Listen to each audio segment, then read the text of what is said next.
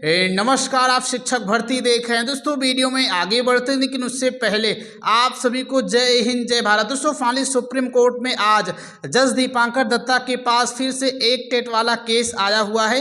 ये मामला है सजल देव वाला। ये भी दोस्तों टेट अनिवार्यता से ही संबंधित है, जिसमें इनके राज्य सरकार ने ये कहा था कि आपके पास टेट नहीं है और आपकी नियुक्ति 2010 या 11 के पहले हुई है, तो ऐसे में आपको पक्की नौकरी नहीं दे सकते हैं। तो देखते हैं दोस्तों आज सुनवाई में क्या कुछ होता है। और यहाँ पर दोस्तों देखेंगे पूरी केस डिटेल लेकर के आ चुके हैं, कितने बजे सुनवाई होगी, किस कोर्ट नंबर में होने वाली है, और सबसे बड़ी बात दोस्तों ये है कि ऑर्डर कब तक जारी हो जाएगा। ये पूरा डिटेल हमने सुप्रीम कोर्ट ऑफ इंडिया की तरफ से निकाल लिया हुआ है। यहाँ पर दोस्तों देखेंगे और कितने नंबर पर हमारा केस जो है लिस्ट हो गया है, इन सभी चीज़ों के बारे में जानकारी देने वाले हैं। यहाँ पर दोस्तों देखेंगे आज दोस्तों कोर्ट नंबर 7 में ये केस लगने वाला है। ये देखेंगे कोर्ट 1, कोर्ट 2, कोर्ट 3, कोर्ट 4, ये कोर्ट 7 में ये केस लगेगा। दोस्तों वीडियो में आगे बढ़ते हैं, लेकिन उससे पहले अगर आप लोग देश में होने वाले विभिन्न परीक्षाओं की तैयारी कर रहे हैं, जैसे सीटेट हो, एमपी टेट हो, यूपी टेट हो, यानी किसी भी राज्य के टेट हो या एसएससी, बैंक, रेलवे, कोई भी एग्जाम क्यों ना हो, तो फाइनली टेक्स्ट बुक की तरफ से आजाद सपनों का पास का सेल का शुभारंभ कर दिया गया है। इसमें दोस्तों क्या होगा, आप चाहे किसी भी परीक्षा की तैयारी कर रहे हो तो आप इसमें परचेज करके मॉक टेस्ट लगा पाएंगे। केवल और केवल 349 रुपये में आप सभी लोग 2 साल तक दोस्तों मॉक टेस्ट वाला जो है प्लान परचेज कर सकते हैं और 2 साल तक सभी परीक्षाओं का मॉक टेस्ट लगा पाएंगे। यहाँ पर देख पाएंगे बाई 1 ईयर पास आपको 1 साल का खरीदने पर 2 साल का मिलने वाला है। लेकिन इसके लिए भी दोस्तों इसमें टाइमिंग दी गई है। अगर आप लोग 14 अगस्त के रात 12 बजे से लेकर 1 बजे के बीच परचेज करेंगे तभी आपको ये बेनिफिट मिलने वाला है। तो बहुत ही कम प्राइस में आपको ये मिलेगा। और आप लोग दोस्तों कूपन कोड हमारा SHIK10 इस्तेमाल करेंगे तो आपको इस पर और भी डिस्काउंट मिल जाने वाला है। तो दोस्तों जाइए, मैंने इसका लिंक जो है डिस्क्रिप्शन बॉक्स में दे दिया है, या आप प्ले स्टोर पर भी जाकर टेक्स्ट बुक डाउनलोड करके ओपन करके अपना रजिस्ट्रेशन करेंगे और उसके बाद हमारा कूपन कोड SHIK10 इस्तेमाल करेंगे तो आपको मात्र 349 से भी कम रुपए में 2 साल के लिए सभी परीक्षाओं में मॉक टेस्ट लगाने का मौका मिलेगा। दोस्तों इस केस को जो है लिस्ट कर लिया गया है। यहाँ पर आएंगे तो आप लोग दोस्तों देख पाएंगे कोर्ट नंबर 7 में डेट है 12 अगस्त 2026 की। ये तारीख इसमें लगी हुई है सुप्रीम कोर्ट ऑफ इंडिया की तरफ से। मैंने ये पूरा केस स्टेटस निकाल लिया है। जज का नाम दोस्तों देखेंगे दीपांकर दत्ता जी और सील नागू जी ये सुनवाई करने वाले हैं और 10:30 बजे दोस्तों सुबह ये सुनवाई प्रारंभ हो जाएगी। लेकिन जो सजल देव वाला केस है उसकी सुनवाई 12 बजे होगी। यानी सुप्रीम कोर्ट तो 10:30 बजे ओपन हो जाएगा और उसके पहले भी बहुत सारे केस की सुनवाई करेगा। तो यहाँ पर जो इनका नंबर आएगा वो 12 बजे आने वाला है, क्योंकि इनका जो केस लिस्टिंग किया गया है वो 117 नंबर पे किया गया है। जैसे यहाँ पर दोस्तों देखेंगे सबसे पहले इन्हीं केस की सुनवाई होगी और नीचे यहाँ पर आएंगे तो दोस्तों देख पाएंगे मैं जो है सीरियल नंबर 117 यानी केस लिस्टिंग नंबर 117 को लेकर आ चुका हूँ। यहाँ पर दोस्तों देखेंगे इनका जो है सिविल अपील नंबर ये है। ये आप लोग डाल करके वेबसाइट पर डालेंगे तो आपके पास पूरा ये केस स्टेटस आ जाएगा। और सजल देव वाला यहाँ देखेंगे ये सजल देव वाला केस है।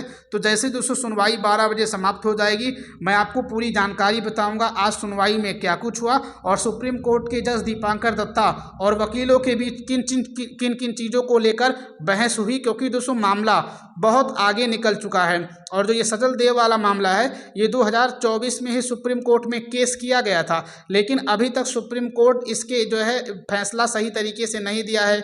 इसके जो है मुख्य पॉइंट पर बिंदु पर नहीं पहुंचा है, मुख्य ऑर्डर पर नहीं पहुंचा हुआ है। और जब सुप्रीम कोर्ट 1 सितंबर 2025 के फैसले को दे दिया, 29 मई 2026 को पुनर्विचार याचिका की सुनवाई के भी फैसले को दे दिया, तो सवाल ऐसे में दोस्तों ये है कि आखिर दीपांकर दत्ता को इस केस में ऐसा क्या लग रहा है वो जो इस केस को अब तक चलने दे रहे हैं। इसके पहले दोस्तों सुनवाई 17 जुलाई को थोड़ा मोड़ा हुई थी, जिसमें 3 चीज़ पास की गई थी। पहली चीज़ तो यहाँ पर दोस्तों लोगों ने समय मांगा था कि उनको कुछ समय और चाहिए, तो फाइनली सुप्रीम कोर्ट ने उनको कुछ हफ्तों का समय देते हुए 12 अगस्त 2026 की तारीख डिसाइड की थी। तो अब शायद जज दीपांकर दत्ता के ऊपर ही डिपेंड करेगा कि वो इस केस को आगे करेंगे, कंटिन्यू करेंगे, या इस केस को फाइनल ऑर्डर देकर यहीं पर समाप्त कर देंगे, क्योंकि ऑलरेडी इसी मामले पर पहले से ही 1 सितंबर 2025 का ऑर्डर और 29 मई 2026 का ऑर्डर आ ही चुका है। लेकिन ये बहस, ये लड़ाई जो है देखने लायक होगी, क्योंकि जैसे जैसे ये केस आगे बढ़ता जा रहा है इसमें दोस्तों परत दर परत वैसे ही खुलती जा रही हैं। क्योंकि यहाँ पर आप लोगों ने दोस्तों देखा होगा, जब 1 सितंबर का फैसला आया तो उस समय ना तो सुप्रीम कोर्ट ने शिक्षकों से पूछा था, ना ही शिक्षकों से कोई राय ली थी, पूरे देश पर टेट अनिवार्यता लागू कर दिया। लेकिन जब 29 मई के पहले 13 मई को सुनवाई हुई तो उस समय दोस्तों काफ़ी सारी चीज़ों को रखा गया। जैसे जो है भारत सरकार ने 2017 में जो संशोधन किया गया था उस चीज़ को रखा गया था कि ये जो है पूर्वव्यापी तरीके से लागू नहीं हो रहा है। और इसमें 2017 में जो संशोधन हुआ है उसमें प्रकाश जावड़ेकर साहब ने पूरे देश के शिक्षकों पर टेट जो है लागू नहीं किया हुआ है, बल्कि जो है न्यूनतम योग्यता के बारे में कहा हुआ है। और न्यूनतम योग्यता में एनसीटी ने पहले ही कह दिया है कि टेट शामिल नहीं होगा, 2010 के पहले शिक्षकों पर लागू नहीं होगा। और पहले भी दोस्तों सदन में खड़े होकर ये कहा भी गया है प्रकाश जावड़ेकर ने कि इसमें केवल प्रशिक्षण शिक्षकों को दिया जाएगा और जिसके पास न्यूनतम योग्यता डीएड बीएड वगैरह नहीं है वो प्राप्त कर लें, बाकी उनको किसी भी प्रकार की कोई परीक्षा देने की आवश्यकता नहीं है। तो जब केंद्र सरकार 2017 में न्यूनतम योग्यता केवल डीएड बीएड ही मानती थी, तो सुप्रीम कोर्ट अब न्यूनतम योग्यता को टेट क्यों मान रहा है, सबसे बड़ा सवाल ये है। और दोस्तों न्यूनतम योग्यता का मतलब क्वालिफिकेशन होता है। क्वालिफिकेशन का मतलब 10वीं की डिग्री, 12वीं की डिग्री, बीए एमए जो भी होता होगा ये डिग्री है। लेकिन जो ये है, जो टेट है वो एक पात्रता परीक्षा है, वो कोई न्यूनतम योग्यता नहीं है। और सबसे बड़ी बात ये भी है कि बात न्यूनतम योग्यता की ही नहीं है। टेट जब लागू हुआ, जब इन शिक्षकों की नियुक्ति उससे पहले ही हो गई थी, तो शिक्षक आज का टेट क्यों देगा जब नियुक्ति जब नियम कानून बाद में लागू किए गए थे। तो सवाल आज भी यही है, जवाब केवल सुप्रीम कोर्ट और केंद्र सरकार के पास है। अगर केंद्र सरकार सारी चीज़ें आकर के सुप्रीम कोर्ट में क्लियर कर देती है तब तो काफ़ी अच्छी बातें हैं, और नहीं करती है तो शिक्षकों के लिए लड़ाई काफ़ी मुश्किल हो जाएगी। क्योंकि फिर जब केंद्र सरकार ही साथ छोड़ देगी जिसने नियम बनाया है, तब ये चीज़ें और बुरी हो जाएंगी। क्योंकि केंद्र सरकार के स्पष्टीकरण देने से ही सारी की सारी चीज़ें क्लियर हो पाएंगी। इसमें राज्य का, सरकार का कोई भी योगदान नहीं है।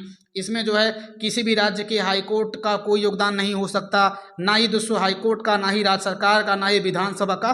केवल और केवल केंद्र सरकार ही शिक्षकों के फरिश्ते के रूप में काम कर सकती है, फरिश्ता बन सकती है, शिक्षकों को छूट दिलवा सकती है, सुप्रीम कोर्ट में जाकर अपना बयान दे सकती है, स्पष्टीकरण दे सकती है, या केंद्र सरकार संशोधन बिल ला करके पास कर सकती है। और मैं ये चाहता हूं कि केंद्र सरकार अगर संशोधन बिल नहीं लाती है तो सुप्रीम कोर्ट में भाई स्पष्टीकरण दे दे। अब जो ये क्यूरेटिव पिटीशन दायर हो रही है, इसमें जब दायर हो जाए, जब इसकी भी सुनवाई हो तो सरकार आकर के अपना बयान दे दे, तो सरकार को संशोधन भी नहीं करवाना पड़ेगा और सुप्रीम कोर्ट अपने फैसले को जैसे तैसे वापस भी ले लेगा, या उसमें कुछ बदलाव कर देगा कि 2010 या 11 के पहले शिक्षकों पर टेट लागू नहीं होगा, उसके बाद के शिक्षकों पर टेट लागू होगा, उनको टेट देना पड़ेगा। तो ये सारी चीज़ें हैं। बाकी आज जैसे ऑर्डर वगैरह आएगा मैं आपको जानकारी पूरी अच्छे तरीके से बता दूंगा। बाकी कोर्ट नंबर 7 दोस्तों तैयार हो चुका है सुनवाई के लिए। आप देखते हैं क्या कुछ निष्कर्ष निकलता है, लेकिन जो भी जानकारी होगी आप सभी को बताई जाएगी। बाकी ये सारा मैंने नोटिस वगैरह अपने टेलीग्राम पर, व्हाट्सएप ग्रुप पर, दोनों जगह शेयर कर दिया है। आप लोग व्हाट्सएप ग्रुप से जुड़कर इस चीज़ को प्राप्त कर सकते हैं।